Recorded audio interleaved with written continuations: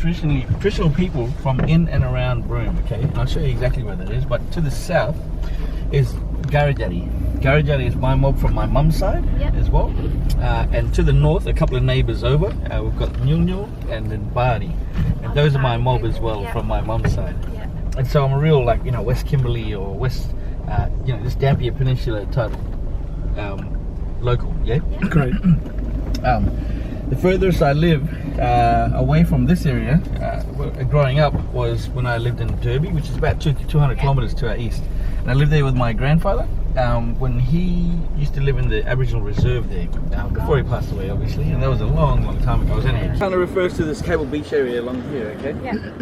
About 13 kilometres in that direction. I'm not sure you've probably been there. A place called Willie Creek. No, we haven't been there yet, but we know where it is, All right, so I'll do a little scribble, and that's basically not what Willie Creek looks like, but let's pretend that it does, okay? And so, come straight down this beach all the way around to that point over there. They call that Morelagoon. As you start to get towards that end, towards that half over there of the Cable Beach section, we call that Minyat Buru, okay, or Minyat. It's spelled like Minyat, but the double R's is pronounced as D in the Yarru, whatever we call it, And so that place there, we've actually been calling Morelagoon only recently. It's not the traditional name for that Ganthian Point area, okay? Ganthian Point is a French name, I think. Ganthian is a French name, I think. And Morelagoon refers to the man that walked these lands back in Bugarigara, which is what they call the dream time. In our language, we say Bugarigara. And so this man that walked these lands left these tracks. They look like something that people talk about in Broome to you. Yeah, the dinosaur tracks. That's right. And so that man was half man and half emu. And so his tracks are tracks of emu, okay? And so they're obviously not that size. They're probably about maybe that big. And I would normally show people down here, but the tide's not low enough. The tide's got to be lower than 3 meters to be able to see them, okay? Anyway, so half man, half emu, and back in the Bugarigara, which is the beginning of time, okay? Time before time, where everything we see here is natural. Actually, throughout Australia, all these natural things were created, okay? Not only those things that we can see physically, but the climate, the weather, the ocean, why there's waves, how we're able to speak our language, and why we can speak in the beginning, okay? Freshwater spring sites, all these plants, all those animals, the little oysters, everything all was created in that time of Bugarigara, okay? And you notice I'm using the word Bugarigara rather than dreamtime. Dreamtime is not our language, remember that? That's right. And so these anthropologists, I think they were, spoke with old people in those earlier days and learnt about Bugarigara. And so that's where they put their own concept onto it, saying, oh, this sounds like a time and place of creation, which is what happens when we go have a nap, don't we? Not all the time, but most times. And so that's why they said dream time, so it's easier for them to understand and teach other people about it. But not our language, and so I often remind people of that, because even Aboriginal people tend to forget that. Bugarigara is our language. It's a very sacred place and time in our history, you know what I mean? And so that's why I'm always reminding everyone that that's how important it is to us, that we have to try and steer away from using dream time, because that's not what it's called. We don't go to other languages, other religions, learn about something and say, oh, that sounds like this to us, you should call it that. We're going to call it that from now, you know what I mean? It doesn't seem respectful either. So we say Bugarigara is in the beginning, long, long time ago. There is no measurement, you know what I mean? And so just because there isn't the proof of how to measure it, you know what I mean? So, and we say a language was created back in Bugarigara. Okay. I reckon, to be honest, it would have evolved like everything else. All right. Anyway, so but Bugarigara is a shared word in our region, in the Kimberleys. You know, most of the Kimberley uses the word Bugarigara or Bugari. It's a shortened sort of version of it. You'll notice with the language transferring over throughout our neighbours or neighbourhood, whatever we want to call it, the dialect starts to change, but most of the time the core parts of certain words will stay, and so that's how we know what our neighbours are talking about when they're talking in different language.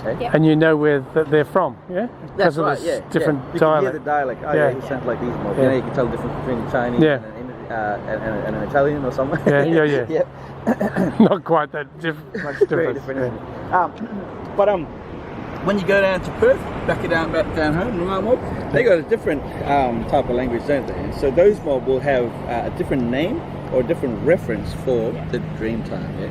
All right. And so, I often remind people that might be a good icebreaker. If you don't know what that word is, it might be a good icebreaker to have a yarn with whoever's local, wherever you come from. Yeah. All right. So Morell Lagoon, that's why it's called Morell Lagoon. Well, recently, anyways. Yeah. It's not a traditional name. And then there's kind of a little lip that goes like that. That place there they call Ilagoon. Now Ilagoon, that's down there on the other side. That's right, and might take that back a little bit. Ilagoon is basically, in Yarri language, Illa refers to dog, okay? And so that place there's a dog dreaming there. It's a dreaming about a dog and a man.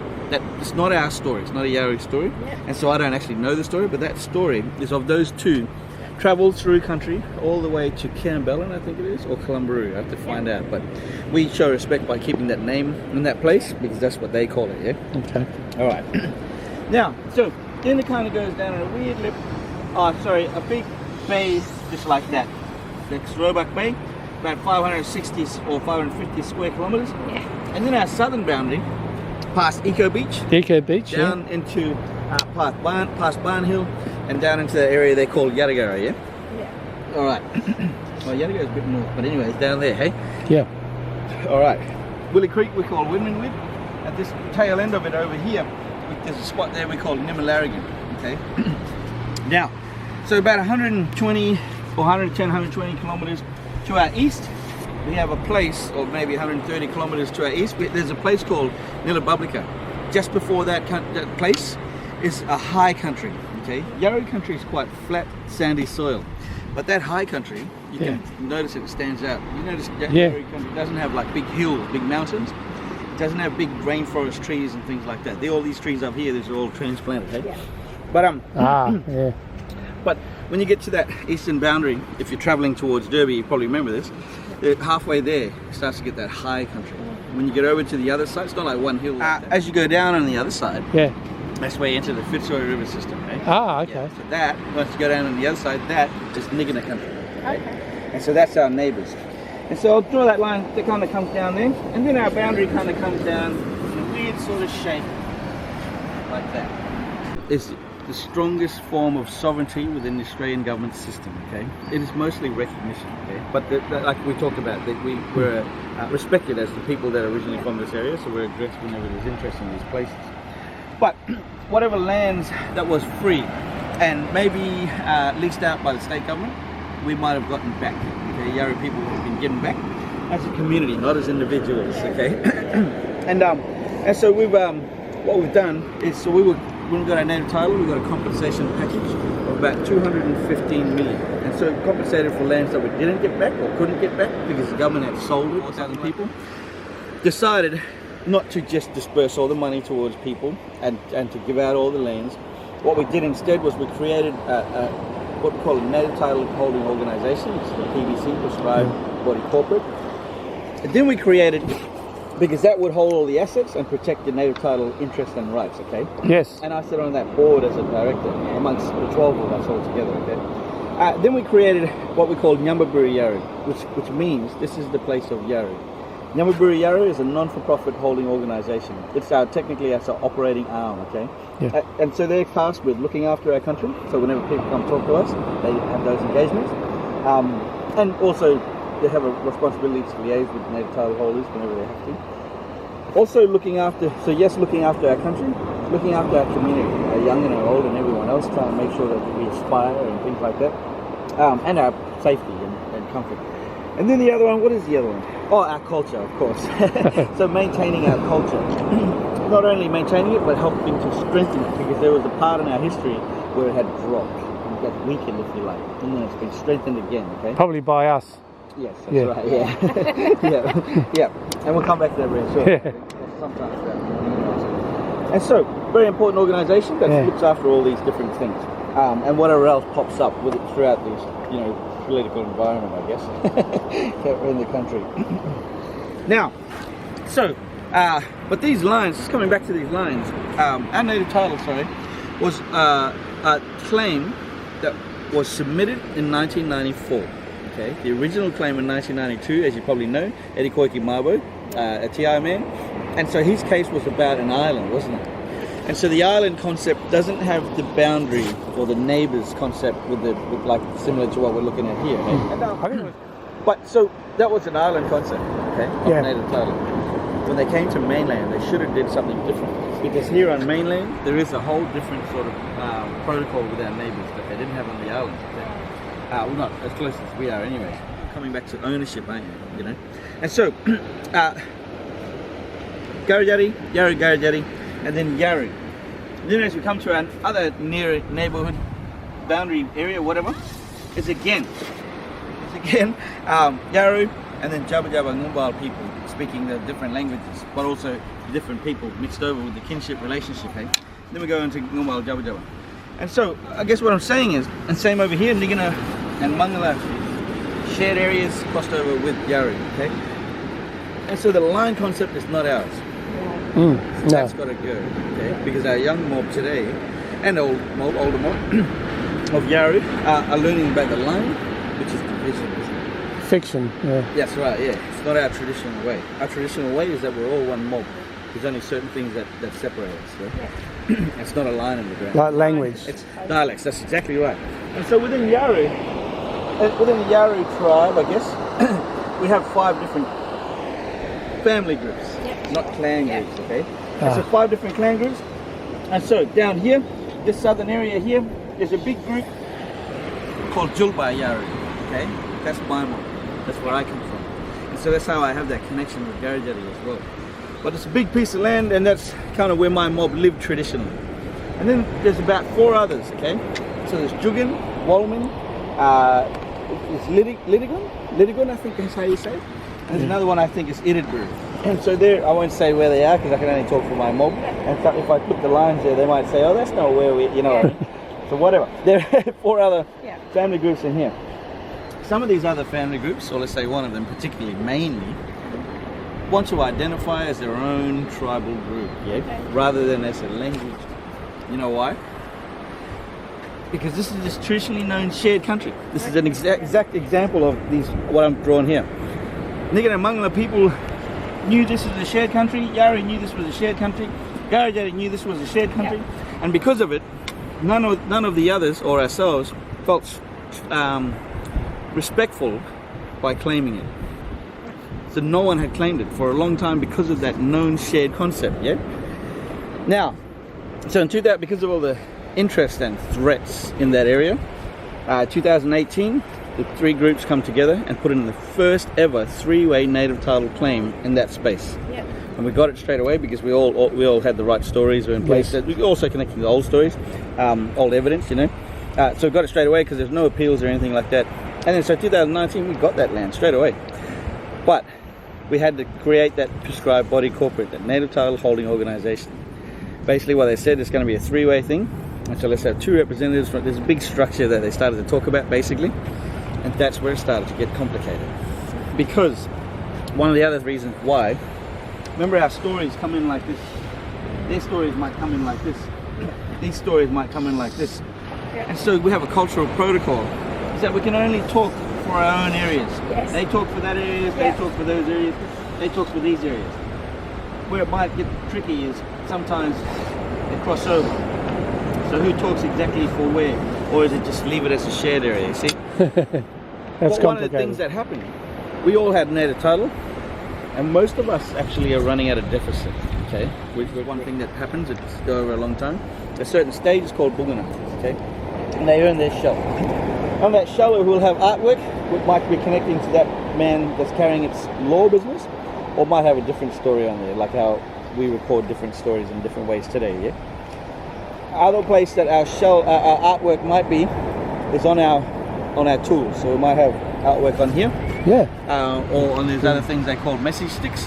These rocks, the first section about a kilometre and a half through this beach area here is where it's the most heaviest of nesting for the flatback turtles on Pebble Beach. Okay. The other main nesting ground in Yarra country is over at Eco Beach, big 9 to 11 kilometre stretch. G-A-R-R-A. So Bugari Gara. So you see the U? It's not like it's said like 2 O's, but it's spelt with a U. The A is Bugari like Gara. Yeah, so the R's we pronounce as a D. So the R's are pronounced as a D. Okay. Ah, but good. Bugatti, Gada. Bugatti, Gada. Yeah. Gada, And the U is not like a up, it's like two O's. Ooh. Yeah. Bugatti, Gada. Bugatti. So that's how the Yarra spelling is. When you go to our north, they wouldn't put U, they'd put O's. Okay. Yeah. Huh? Never get off one, so you know, and it's her parents' business. And she said, I'd never ride a camel because they got flesh. Is she telling people that? She probably is. So this is the big flat turtle. That's right, there's a big That's flatback turtle. amazing. Big That is flat, fat back turtle. we say gully bill. Gully bill. Gully bill is the word for turtle. And that's the fish that exploded. That's right, all this rocks here, it's all the content, ancient content from his belly. That's fantastic. So back in Bugatti, they were all things like fish parts and, you know, maybe slugs. I got it. See, the best way to take pictures is this is a I do a video. Yeah. And then I can take millions of pictures of You can this. screenshot it, yeah. Yeah.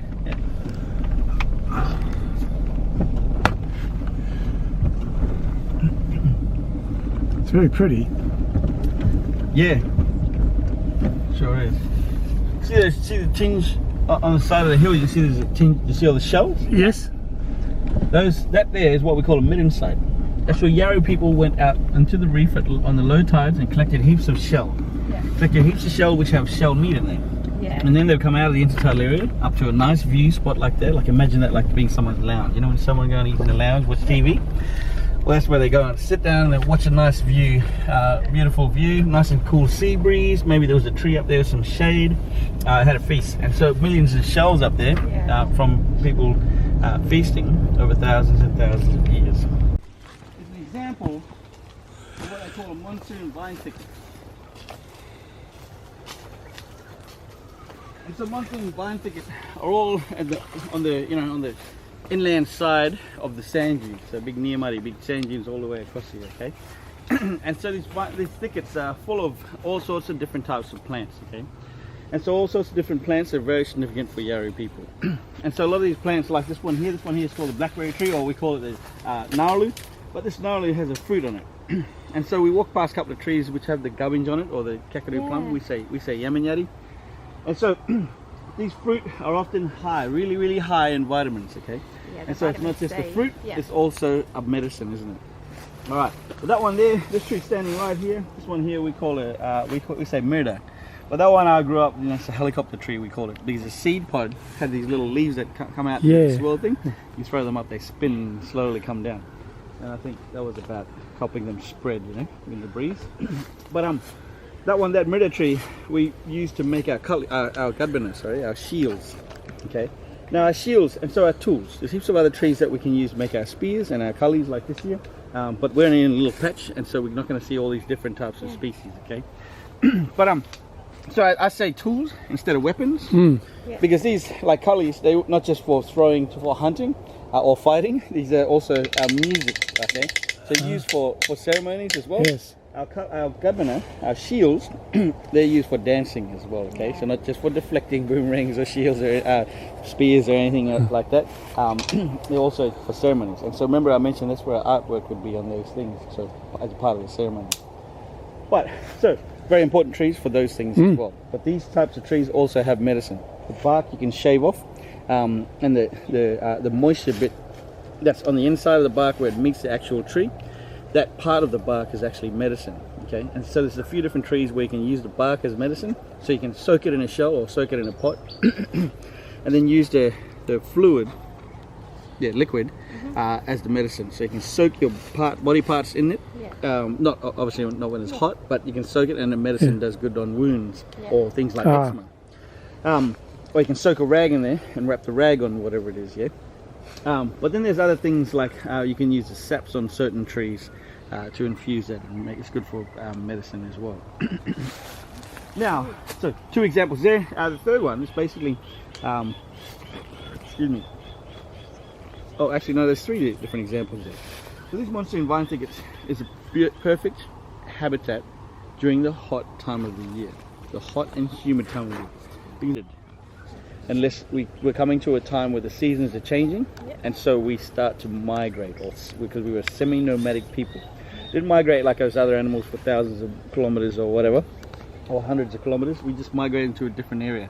And so Yaro people would move around on country between certain places, because everything had a season. All the different plants and animals had a season. That way, we weren't taking the same food source all year round, and then next year it's not going to be there because we ate them all, yeah? And so we rotated as a part of our general sustainable lifestyle, yeah? And so how we knew when to move, or what was in season, was by following our Yaro 6 seasons, okay? Yeah. We had a traditional lifestyle based around these Yaro 6 seasons. I'm going to explain these quickly, as quick as I can anyways. Yeah. It's a lot to fit into this sort of explanation, but I'm just going to try and scratch the surface, okay?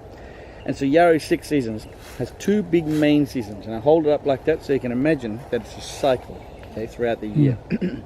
One big main season is our hot, humid time of the year. This time it has rain, and also it's our cyclone time of the year.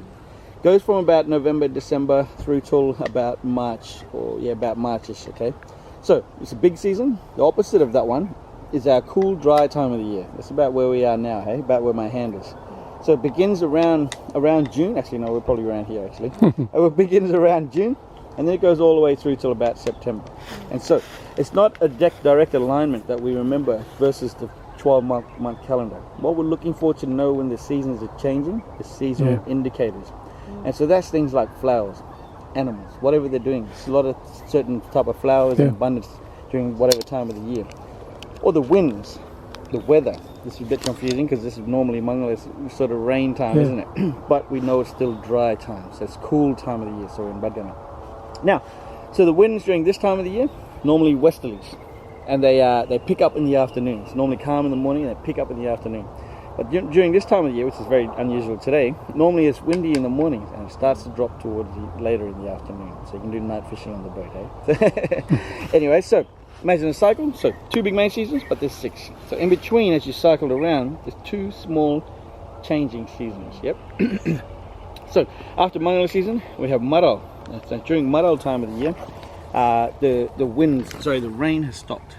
And then it's all the dragonflies that come out. Yeah. Because this time of the year, there's heaps of mosquitoes out and about. And so the dragonflies we want to kill off the mosquitoes. But we also have the westerlies that are blowing this way, hopefully to keep mosquitoes inland, not to blow them towards us, which happens this time of the year. Alright, so this time of the year, hot, humid, Yaro people would move towards the coast for that cooler, that sea breeze. Also, the sea breeze, yes, you're near the coast. This vine, covered in these seeds. See these seeds? Yeah. It's like crab eye seeds. This is what we always called them as a kid, so I'm not sure what the actual language name is. Yeah, they look like crab eyes. Yeah. And so these crab eye seeds, all through these vines and these seed pods, they're not a fruit. Okay, they're not a food. And women might take those if they don't want to have their baby. Okay. And if someone doesn't want to live anymore, you might have a handful of those. So they're not a food. Okay, I get you. Don't taste that one. But that, I've got to find a language name for that. But that's kind of one of its purposes. If we're colored. Scat here. Wallaby scat. Yeah. Yep. Wallabies. Well, I'm not sure about that one, but that's definitely wallaby. Yeah. So I'll kick that out of the way so we don't walk on it. Yeah. On our way back. Yeah. Oh, yeah, come on, Siri. Oh, you're still there. And so there you see his bower. Oh my goodness. Very impressive, isn't it? It is. And so this bower, it's like a walled avenue kind of thing, isn't it? Yeah. There's an opening at either end, but into the middle you can see it's got those green items. Yes. And on the outside of each opening, you've got the white items, and also silver, eh? Yeah. And so those white items are normally things like pebbles and shells, and the grey pebbles in there as well. But today you can see he's collecting rubbish, eh? And so he's a collector. He collects those green seeds and green, you can see he's collecting bits of green glass, he's collecting white and silver bits of rubbish, alfoil and plastic. And so this guy, that is not a nest. It's a bower that he builds to impress the female. That's why he was doing the dancing he was doing earlier. Normally when he shows that bright pink crest, he's only showing that when he's doing the dance. And that's why he looked like he was going a bit crazy, with the dance. Okay, now, you might be able to see from here that those white items, the smaller items are towards that little doorway. And on the outside are the bigger items. The reason why is because when she comes down to inspect it, he will go through the other side, because when she looks through it, through like that, that's like imagine like a TV box or the whatever window thing. She sees those white items. It's like a stage. Small items on the front, big items on the back. It's all nice and flat. And so that's why he does his dancing on top of that. Yeah. When she moves around to the other side, he'll come around onto this side because he wants to be in the show. You know, like Yamanyari, which is a Yaru Garijari language word. No, but I did come past the other day and I saw one that was pretty white. It's a more faded green colour when it's ripe. A little bit, but not much. That might be, it might have dropped. They cook them on the coals, and then they use a rock to break them open. Wow. So they're broken open the ends, which is where it has like a slug in there. You know? It's like a mangrove slug, or like a snail, rather, not a slug. Crack it open. So after cooking it, it's like cooks in its own juices. And then you crack open the edge of it, and then you can grab it and you pull it out. You know? Strip away the stomach and everything that you don't want to eat, and you eat that bit, that snail bit. And so they've done it over and over, and that's basically what a midden-side is. That's a modern day midden-side, you know, with the brick as well, rather than a traditional rock.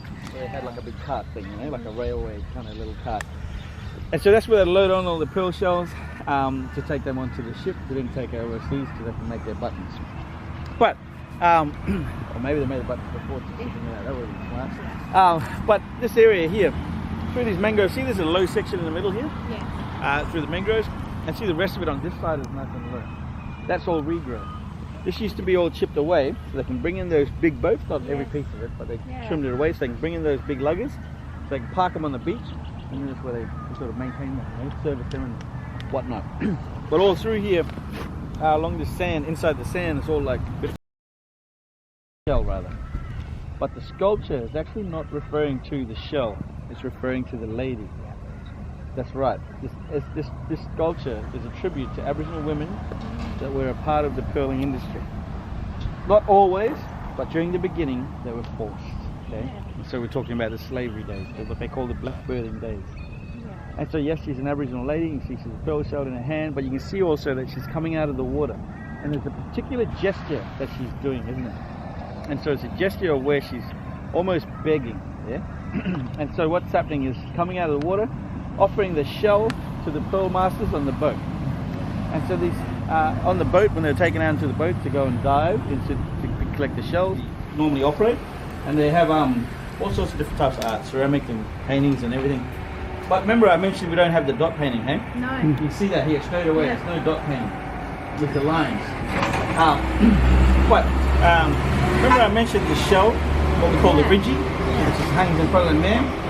Well, here, on that ridge, it's most likely this type of art here. And this type of art here. When those strips and that circle bit came onto this, it was actually a little bit controversial, right? Okay. But because it's on that men's item, how you doing, guys? Because it's on that men's, the pearl shell. But where the controversy comes in is who does it. It's always a visual thing. Someone always sees it. It's not like it's not supposed to be seen. But who put that on there, yeah? And so that's where the controversy came in. But in the end, it was okay, so they left it. Okay. But you probably noticed I haven't thrown around much language today, hey? And so I'll do that a little bit now, just for the sake of ticking that box, okay?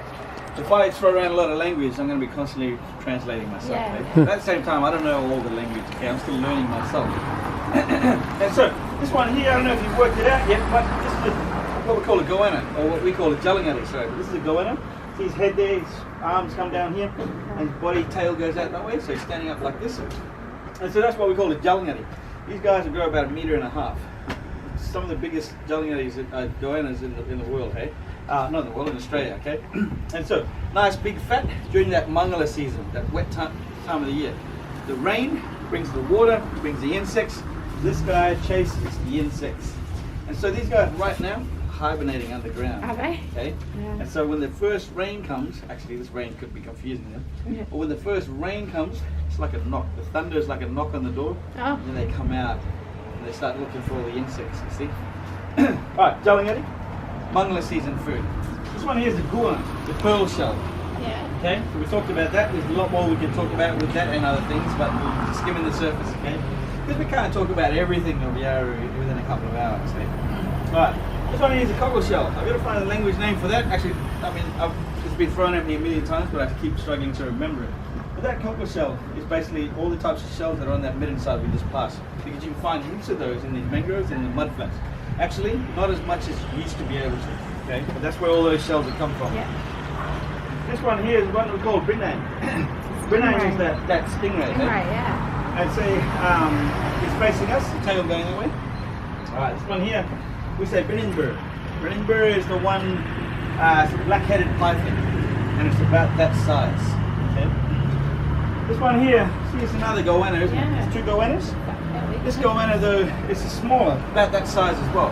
It's a smaller goanna that you only find, or you mostly find inland, not so much at the coast or around the mudflats or anything like that. That one we call a yalgi. Yalgi, normally we wait to see the big goanna and we eat them when they're fat. But when you see that smaller one in that bush country that we say birigun, it's smaller and fat, you can take that one. You have to wait because you're never going to get as big as these guys. Yeah? Alright, now, this one is another snake. We say juru for snake. And I'm saying that because I don't know which snake they're referring to in that picture. There's different names for different snakes, and I'm still learning all the different individual names, but we do just say juru when we're talking about snakes, okay?